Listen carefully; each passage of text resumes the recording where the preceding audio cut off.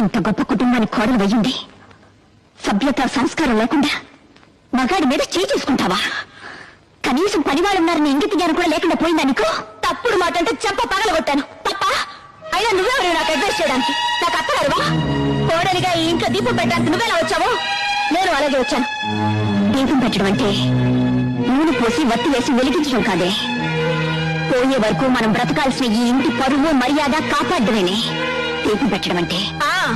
నువ్వు చెప్తే తెలుసుకోవాల్సిన స్థితిలో నేనేం లేను. నేను నీకంటే ఎక్కువ చదువుకున్న దాన్ని, నాగరికత తెలిసిన దాన్ని.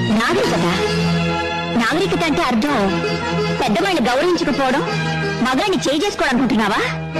కాదే.